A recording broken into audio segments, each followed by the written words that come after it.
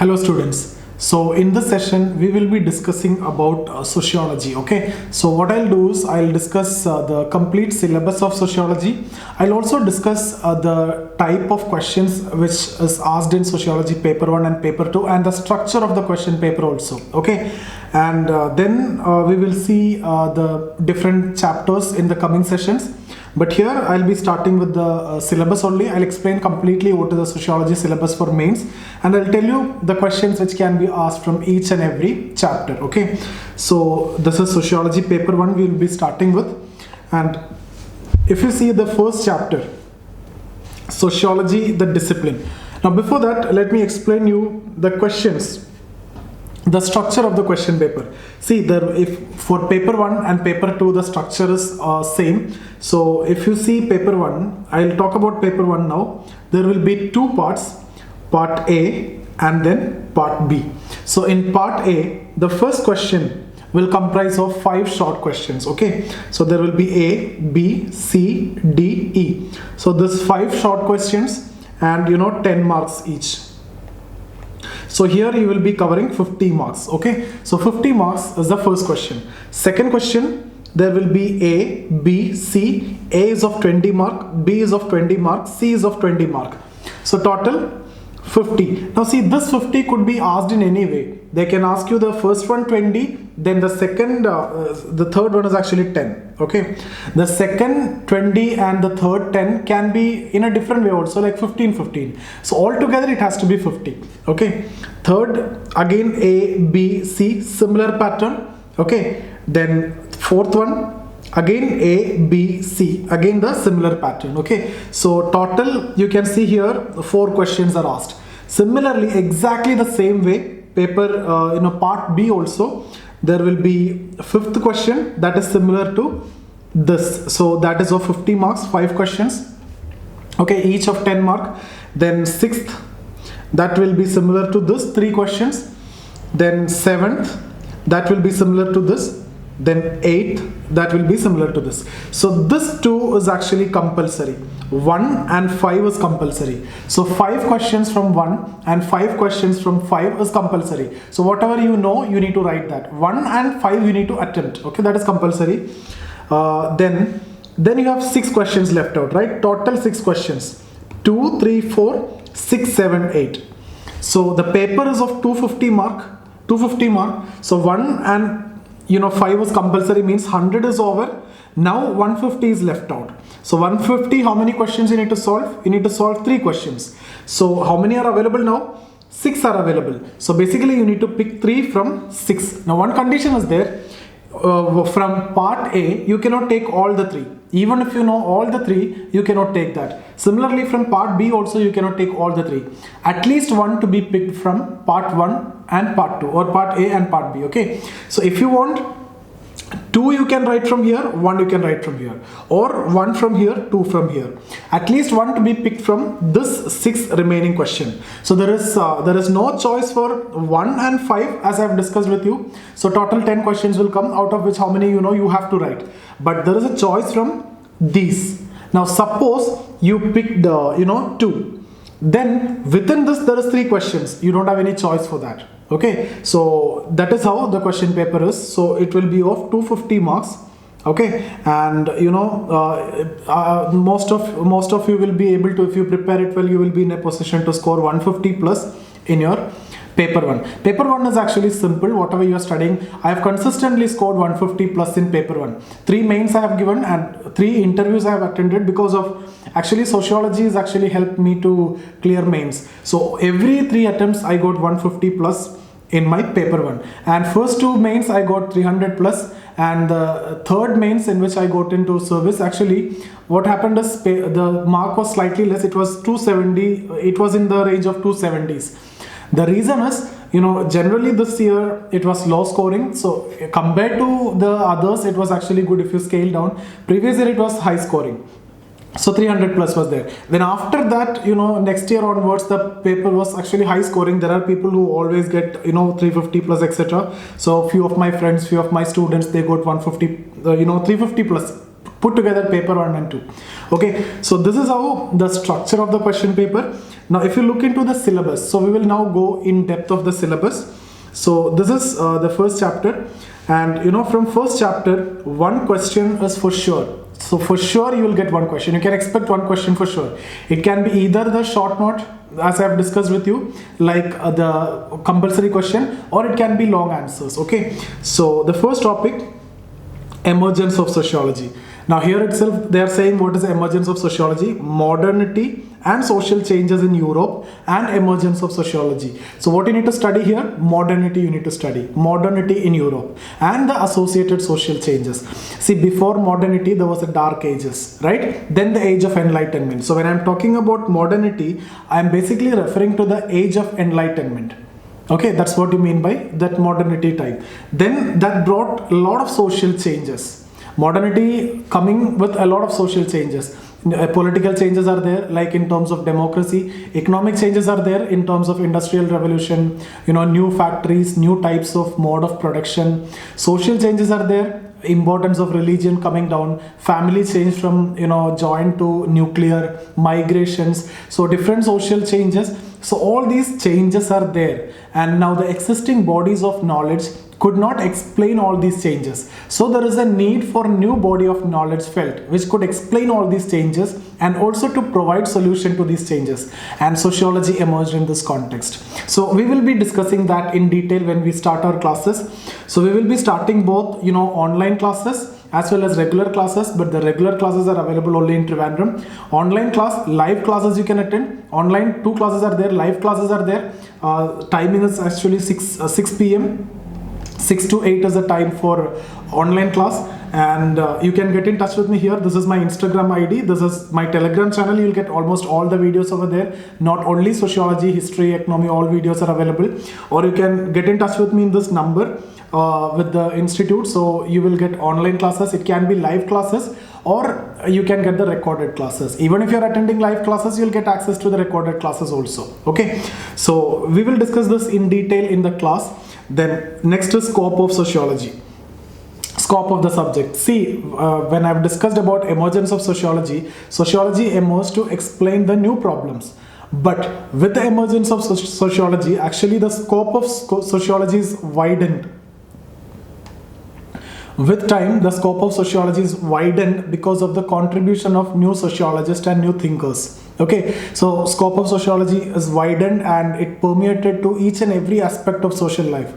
Now, the scope of sociology can be understood in terms of criminal sociology, clinical sociology, sociology of health, different perspectives, different theoretical strands. So actually, sociology, which is relatively a very young discipline, came in 1839. Now the scope is gradually widened, and sociology is now, incorporating almost all fields. So we will see that it is actually easy only. Then comparison with other social sciences. Like you will get questions like compare sociology with economics, compare with anthropology, compare with political science, compare with history, compare with philosophy. Actually, all these are very easy. Okay, so once you know subject sociology, comparison is going to be very easy, and you don't want to separately prepare this question, because automatically it will be covered when you study sociology, because we are covering the entire syllabus. With that, you will understand what is sociology. So you yourself will be in a position to write a very good answer rather than me giving you a ready-made answer. Okay, I'll make sure that you will write your own answer in a much better way than what I can prepare and give you. Okay, so next is sociology and common sense, a very important debate in sociology. What is the reason for this question? See, many of the people are mistakenly believe that sociology is nothing more than common sense. Why? Because most of the subjects which is coming in sociology, like religion, family, caste, tribes, etc., inequality, all these are known to people. There is nothing new in this subject. So if I ask you, we will study about family today, or if I tell you we will study about religion, you will ask me what is new to study in that? We already know about religion, we already know about family, we live in a family, we practice a religion, so we know all about it, right? So that is what the discussion is all about. Whether sociology is that knowledge that you carry. about family or religion, etc. No, there is something beyond that. That is what we are going to see here, but it is easy only. Okay, so sociology and common sense, this discussion is there because people mistakenly believe that sociology is nothing but the application of common sense. But in sociology, it is not just common sense. We use evidence and reason. Okay, and our conclusions are based on evidence and reason, which is testable, but not commonsensical knowledge. Okay, so it is much more than common sense. That is what we are going to conclude, and it will be easy. Once you study sociology, that is going to be a cakewalk for you. So that's about the first chapter.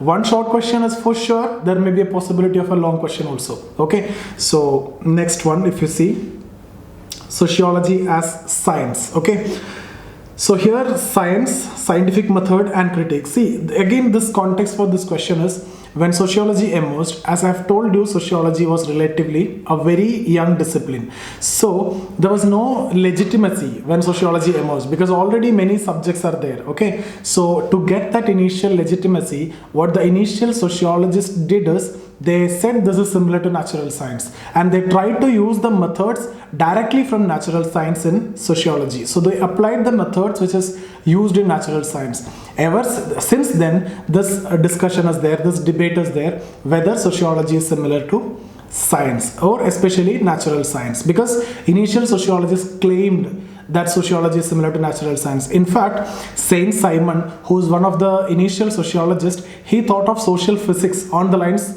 similar to natural science physics. Similarly, Herbert Spencer tried to compare society with an organism, like biology. So initial sociologists did this. That's why this discussion is there. Now, what will be our conclusion? Our conclusion will be like, sociology is a science, no doubt, but it is not similar to natural science. But it is a science in itself because of the methods or the type of inquiry that we are using. Why it cannot be similar to natural science? Because there is a predictability in natural science. That predictability is not there in sociology.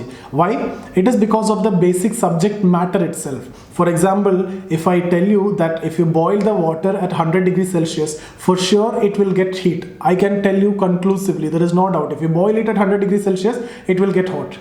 But can you predict behavior of human beings?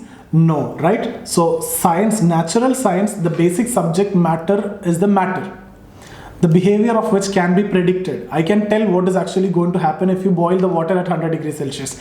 But that is not the case when it comes to sociology. The ultimate reducible element is individual. The basic subject matter of sociology is individual. And can you predict the behavior of individual? Can you even predict the behavior of your father, your mother, your kid? No, right? Individual behavior cannot be predicted. So how they react in what situation cannot be predicted. Two different individuals will behave differently in the same situation. Okay, and similarly same individual also will behave differently in the same situation in two times. So you cannot actually predict the behavior, and that's the problem. In case of social science, there is a problem with objectivity. In case of natural science, there is no such problem of objectivity that you can predict what is actually going to happen. So what is our conclusion?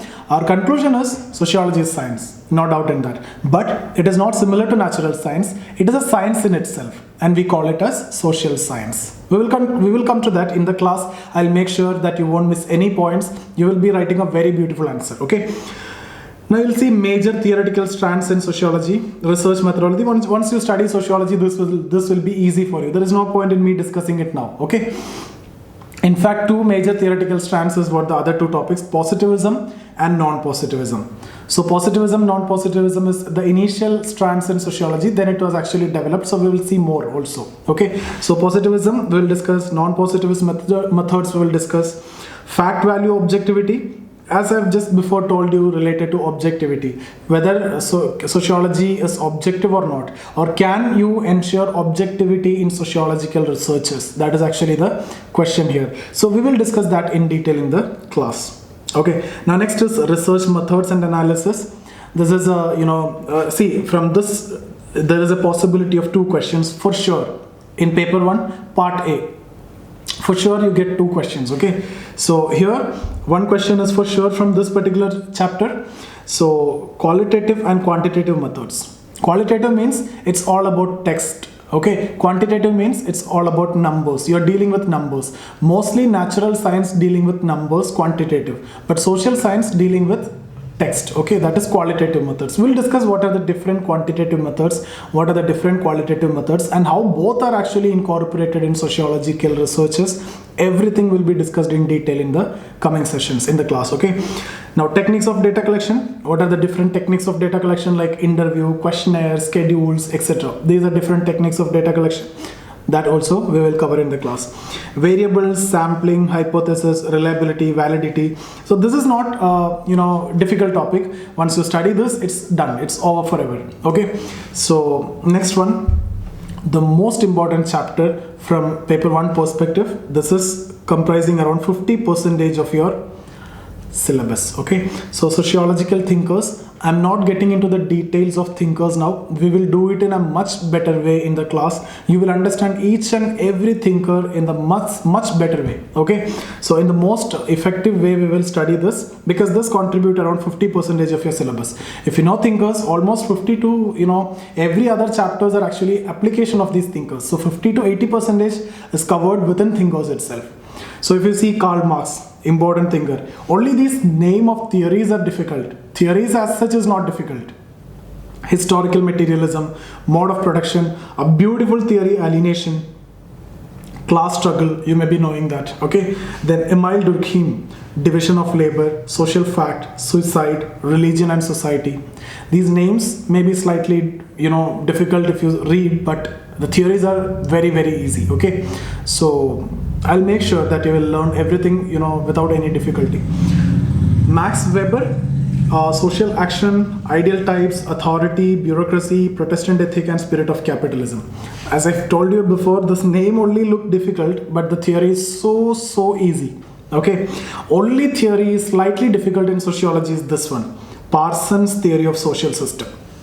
But we will do it in the effective way, so you will not face any problem here also. But I'm just saying this is the only one difficult theory. To an extent it is slightly difficult, okay, because if you read the textbooks you will not be in a position to understand this, but in the class you will understand each and everything. Now the advantage of understanding this theory is it is social system.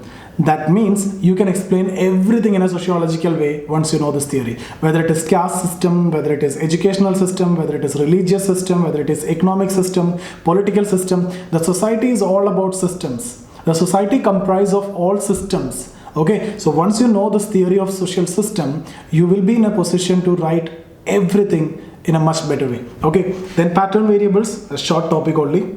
Okay, then Robert Merton, latent manifest functions, conformity deviance, reference group. These are simple topics.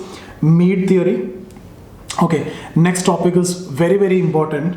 This chapter is important not from only sociology point of view. Sociology point of view is very important, stratification and mobility. Apart from that, your GS point of view is very important. Paper 1 you will get questions, paper 3 you will get question, you can get essay, and the contents from this chapter could be readily used in your ethics paper in case studies. And this will also help to improve your personality by giving a very good perspectives with respect to, you see this concepts here, equality, inequality, hierarchy, exclusion, poverty and deprivation. The topic itself will give you that knowledge, right? Now we are not just studying the definition of these. We are going to study here theories of this. Okay, we will see functional theory. Means there I will tell you why inequality is functional in society. Despite the fact that government's continuous measures to reduce inequality is still there. And the fact that inequality will never go away. You cannot expect an egalitarian society. Even the so-called socialist societies or the so-called communist societies, do you think these are completely egalitarian society? No. An egalitarian society is a distinct reality. It is never going to come into existence. That is what you will understand from functionalist theory. Because inequalities are necessary in society, it is inevitable in society. The reason is it is serving certain vital functions in society. Only rich people cannot live, right? Without poor, rich cannot survive. Without rich, poor cannot survive. So mutual relation or mutual cooperation is actually there, and it has to be there. If everybody is equal, society cannot function. So if society need to function, there has to be inequality. So it is the society which is maintaining this inequality. Whatever measures you do to control inequality, still inequality will be there in one way or the other, because then only the society will function. I hope you understood this, my point. Okay, but you will understand in a beautiful way when we discuss in the class, and you will get a very good perspective. Even the slum dwellers, okay, or the street vendors, or all these vegetable vendors, everybody is required. Otherwise, you cannot, society cannot function. Okay, so Marxist theory, you will see obviously the conflict aspect. You will study there why inequality is dysfunctional in society, why inequality is creating tensions and problems in society, why inequality is not functional in society, and why there is a need for a socialist or a communist society is what Marx is going to tell you. That also will give you a very good perspective. But in your essay, you need to write a balanced answer between functionalist as well as conflict. Okay, then Weberian theory will give you a multi-dimensional understanding. That also you will see, that's a very beautiful theory. We'll discuss that in the class. So all what I want to tell you is this chapter is so important, not just from sociology point of view, but for your personality also. If you can, obviously once you done, see there is always a difference in understanding of these topics between a normal student and a sociologist. And that's the advantage of taking this subject. Your essay you will be writing so beautifully, and your interview you will be in a position to put this in a very good perspective. Okay, so you will get always an advantage for being a sociologist. And if you have opted sociology as your subject, and that you have done the right thing, okay, because not only for sociology, you will get, paper 2 of sociology is all about what you need to study in GS paper 1 in social issues. GS paper 1 comprise 3 aspects, right? History, geography, and social issues. So that social issues, it's nothing but our paper 2 syllabus. Even if you are not studying sociology, you have to study paper 2 sociology for what? Your GS 1 social issues. And if you're studying sociology, you'll get very good perspectives, you'll write a very good essays, you will be in a position to score good in your ethics paper and your interview also. So see the advantage if you're taking sociology. If you have decided to go with sociology, you have done the right thing. And if you have not yet decided any of the optionals, it is better to select sociology. And if you're just here to compare with some other option, then it's your take. I have tried my maximum to tell you the advantages of sociology. No other subject will offer you this much benefit. Okay, so then dimensions. These are the dimensions, as I have told you, inequality dimensions, class. One of the dimension, class means upper class, middle class, lower class. Then further upper class, upper middle class, upper lower class, like that different dimensions. Status, gender-based discrimination or inequality, ethnicity, and race. Then social mobility. Okay, open and closed system. What do you mean by open and closed system? If a society is open means you can move from one position to other. You born as a farmer's son, you can be an IPS officer or an IAS officer. That's what an open society indicates. There is a possibility of social mobility. You born as a very poor, you end as a rich. That means there is a possibility of change. Closed means you cannot move. For example, caste system. You born as a Brahmin, you end as a Brahmin. You born as a Shudra, you end as a Shudra. You born as a Dalit, you end as a Dalit. That's a closed system. Traditional societies are more like closed system, but modern society more avenues for mobility. So modern societies are open. Okay, open system. So what are the types of mobility? Okay, what are the sources and causes of mobility? Sources means you get education, that in itself is an agent of social mobility. Job, okay, marriage, all these are avenues of social mobility. Okay, I'll quickly move to others. Works and economic life. So social organization of work in different society. Slave society, it is based on masters and slave. So what is the relation between masters and slave? Feudal society, 3 groups: clergy, feudal lords, and serfs. Okay, so we will see the relation between feudal lords, serfs, etc., and the organization of work in that particular society. Capitalist and industrial society, it is basically between capitalist or the industrialist and the workers, the relation and organization of work in that particular society. Formal and informal organization of work, I don't think that I need to explain that point. Labor and society, how a labor is connected with the society. Okay, and now next is politics and society. So here some theories are there, sociological theories of power. These are easy theory. Most of these theories would have been already done in the thinkers, because these theories are again connected to Marx, Weber, Durkheim, etc. Okay, three important theories here are related to these three. Then power elite, bureaucracy, pressure groups, political parties. You already have some idea, but we will do it in a better way. Sociological way.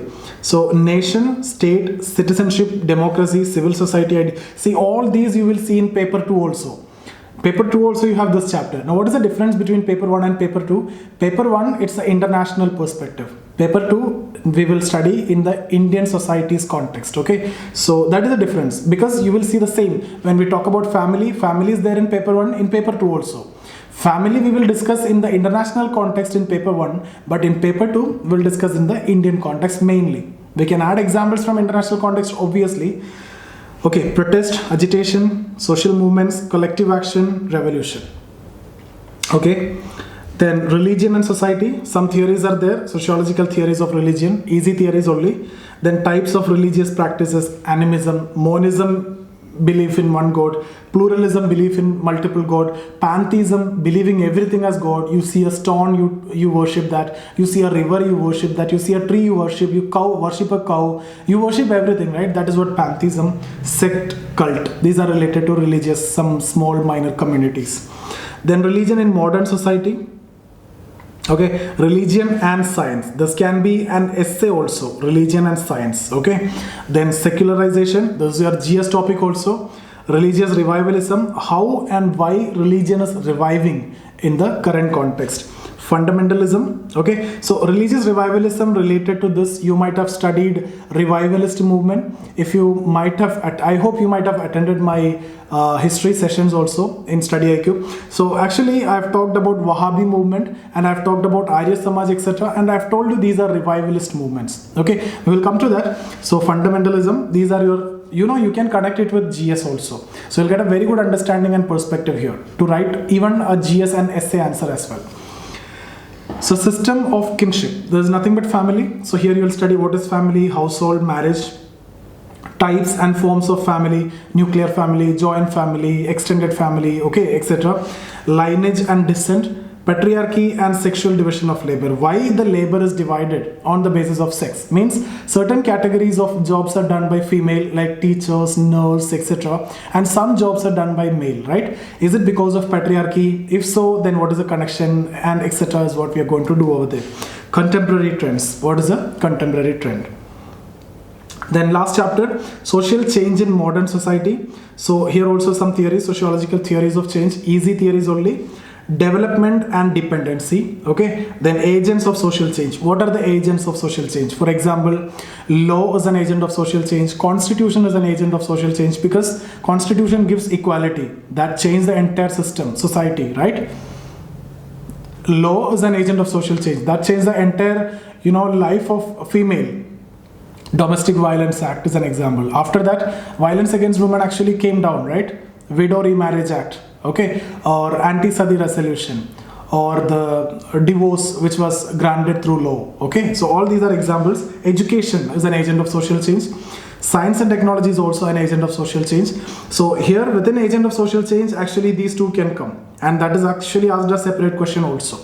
Okay, so this is about paper 1. I don't think that you will face any problem in paper 1. Paper 1, it is very easy to score whatever we study in our class. The class notes alone is sufficient, because everything they will ask mostly direct questions. Okay, there is no need to study any textbooks or anything apart from the class notes for this particular paper. But paper 2, you need to read some extra. We will discuss paper 2, you will understand that.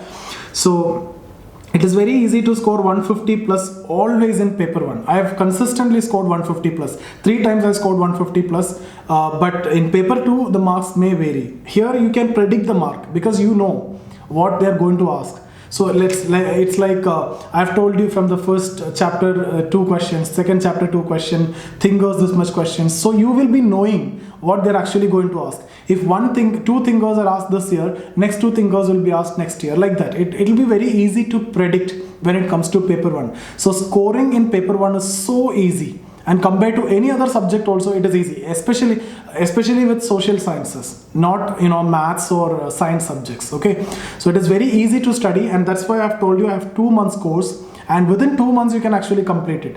Paper 1 hardly you need 1 month, or maybe 1 month and 10 days. Paper 2 you don't want that much also, because most of the topics are already familiar to you and are already there in GS. We will see that now.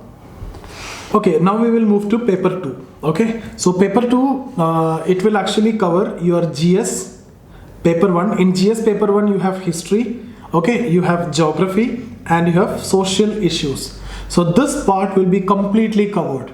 Even if you are not taking sociology as your optional, for covering this paper 1, this area, because you will get question, you will get sure shoot 5 to 6 questions from here. To cover this area you need to cover paper 2 of sociology.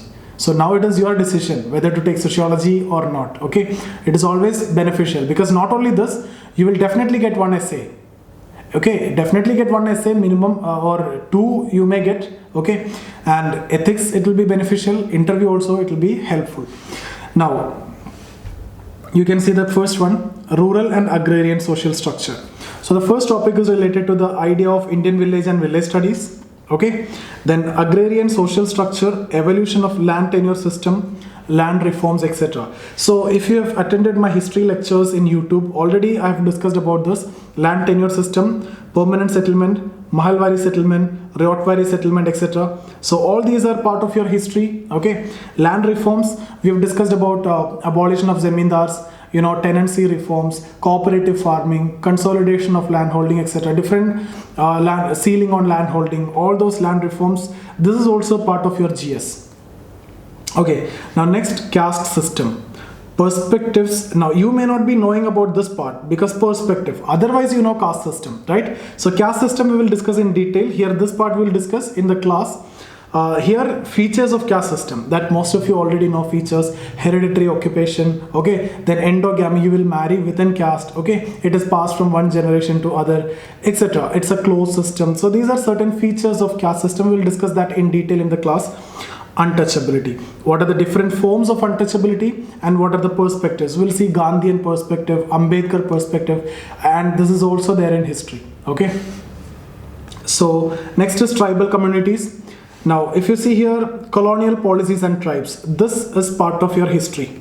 Okay, so we have studied this in history. You will get prelims questions related to this, colonial policies towards tribes. Okay, you'll get mains questions also. Okay, then issues of integration and autonomy, this is related to contemporary issues. What are the issues in integrating the tribes? Okay, then geographical spread, this is actually a geography question. You will get questions like where this particular tribe located. Okay, so where you find Santals, where you find Gonds. So these are geography related question, but we'll cover here. Now definitional problems. What are the problems in defining a tribe? See, can you define a tribe on the basis of primitive or backwardness? No, many of the tribes are not backward now. Some tribal communities are part of civil service, etc. Right? All these MENA community, if you take example, they are tribal community, but they are in huge numbers in civil service, IAS, IPS officers. So you can't define tribe on the basis of backwardness. You cannot define on the basis of primitive. You cannot define on the basis of language, because not all tribes have the same language. You cannot define on the basis of religion. So there is a big problem in defining the tribes. That's what exactly we're going to see here. Otherwise, this topic is very, very simple. Now, after this, social classes, agrarian class, industrial class, and middle class. Okay, then you have system of kinship in India. Exactly same thing we have discussed in paper 1 also. Family. Here in the Indian context, you will see everywhere India. Lineage and descent in India. Earlier just lineage and descent. What is the concept? Now here in Indian context, how is it different? Okay, so types of kinship systems. In North India, how is it? In South India, how is it? In East and West, Central part, etc. How is it different? The systems are different. Family and marriage in India. Okay, then household dimensions of family. This again, patriarchy, sexual division of labor. We have already discussed this. Religion and society. What are the religious communities like Hindus, Muslims, Christians, Parsis or Zoroastrians, Sikhs, etc. Problems of religious minorities. except Hindus, all are minorities, and what are their common problems. So we will fix common problems for all communities, and there may be some specific problem for specific communities that also we will discuss in detail in the class. You will not face any problems in these topics. These all will be done in the class in a easy way, okay? Then social changes in India. So vision of social change in India, idea of development planning and mixed economy. So if you have attended my economy lectures, we have done around 6-7 sessions for this economy planning module, okay, where I have already covered all these mixed economy, capital, all these issues, right? So we will discuss here in sociological perspective. Then constitution, law and social change. I have discussed this in paper 1 also, exactly the same. See, constitution is actually an agent of social change. Constitution brought equality. That changed the system. That changed the Indian society completely, right? There is no, there is inequality, but it actually changed. Law, I've told you the Domestic Violence Act, I've told you Widow Remarriage Act. All these brought significant changes. The life of female have actually changed because of laws, right? Education and social change. You can write, there is no problem. So constitution itself is indicator of social change, okay? So law, again, it's an indicator of social change. It is actually showing the change in society. See, Widow Remarriage Act is coming, that itself is actually showing the society is changing. So indicator of social change is a new law. Law brings social change, that is different thing. When law is coming, that itself is an indicator of social change, okay? So then rural and agrarian transformation. This is part of your economy. Just today only in this channel, Zia IAS, I have uploaded, right? I have uploaded this video, developmental programs. So programs of rural development, community development program, cooperatives, poverty alleviation schemes, etc. Green revolution and social change. What is green revolution? All of you know. In our economic classes, we have discussed green revolution in detail. So where we have discussed about the economic aspect, right? It enhanced the food security, it solved the problem of food insecurity, etc. But there are some social issues. How is it affecting the family? How is it affecting the caste? How is it affecting migration, etc.? For example, if you see when green revolution area, for example, Punjab and Haryana, okay, there is a huge demand for agriculture labor, but non-green revolution area, not much demand. So salary, wages are less here in non-green revolution area. So the agricultural laborers will migrate from non-green revolution to green revolution area. Then what will happen? When they are migrating, can they take their family along with them? No, they are getting some small wages. They can't live with family, right? So only the male will go. What will happen in the destination area there, in the green revolution area, male population will increase. And here the source area, the female population will increase. That means male population is reducing. That is one of the reason for, one of the reason of adverse sex ratio in Punjab and Haryana. So there may be many other reasons, cultural reasons, etc. But green revolution. So this is how a sociologist will write an answer. When you talk about the impact of green revolution, this led to migration, male people migrated, so male population increased. That led to adverse sex ratio in Punjab and Haryana. So one of the social impact of green revolution is adverse impact on sex ratio in Punjab and Haryana. And that led to increase in female population here in non-green revolution area. And because of that, females are taking up agriculture in non-green revolution area because male are not there to take up jobs. That led to feminization of agriculture in non-green revolution area. That also led to feminization of poverty in non-green revolution area. So all these things are actually connected, and all these is what you mean by the social issues. Okay, so there is a social side of green revolution. We will discuss that in detail. Changing modes of production of Indian agriculture. Before it was subsistence, but now it is capitalist. We will see different modes of production. Problems of rural labor, bondage, migration, these are easy topics. Industrialization and urbanization in India, we have discussed this already in our economy. Evolution of modern industry, growth of urban settlements, working class, structural growth, mobilization, informal sector, child labor, slums deprivation in urban areas. These are easy topics. Politics and society, same thing we have already covered in paper 1. So here it is in the Indian context. Nation, democracy, citizenship, political parties, pressure groups, social and political elites, regionalism, decentralization of power, secularization. Okay, so we will discuss this everything in detail. So for example, regionalism, when we talk, we will talk not only between states, okay, within state we will discuss, okay, like intra-state we will discuss. Intra-state, that means within state. If I am in Kerala, I talk about northern and southern part of Kerala. Okay, so that is what intra-state. Within state, between district, there is a regionalism. That's what intra-state. Then between states, Kerala and Tamil Nadu. Okay, there is a interstate or northern states and southern states. Interstate regionalism. Then supra-state regionalism. Okay, then there is a demand for secession from the country. That is also a kind of regionalism. So we will cover all these in detail in different in a beautiful way, so that you will get good contents not only for sociology. I'm stressing this again because if you have not decided your optional, I would always suggest you to go with sociology. That is going to help you a lot. I got a lot of advantages because of sociology. Okay, my essay was good because of sociology. Ethics, I was a topper because of sociology. The knowledge which I have acquired from sociology, and interview was also good. I got very good interview marks also. Okay, so with my experience I'm saying, so again it depends on people. Now it's your call whether to go with it or not. So social movements in India, and okay, women movement. 2017 mains essay paper, if you check, this was actually a question. The question was new women movement. That is part of women movement. So we will discuss every women movement, and in that new women movement will also be discussed. So that was actually an essay. So as a sociologist, you will be in a position to write in a beautiful way. You have all the contents, you have all the case studies, you have all the examples, okay, which no others have. No others will get this, advantage. So 2017, you can go and you can check. One of the essay was related to women movement. Then all these are potential essay questions and GS questions.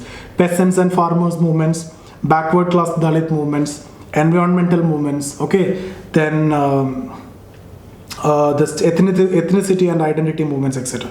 This is a small chapter.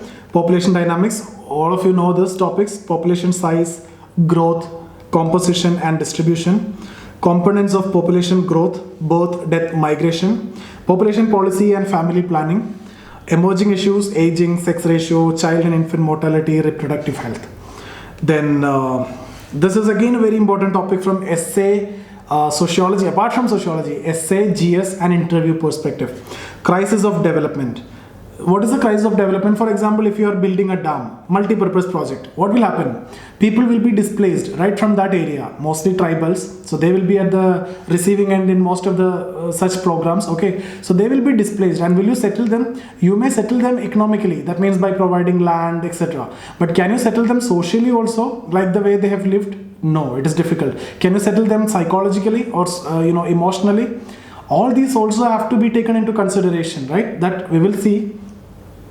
Displacement, environmental problems and sustainability, poverty, deprivation and inequalities, violence against women. This was always an important topic from GS, ethics, interview, essay perspective. Essay, before always they used to ask from this topic repeatedly.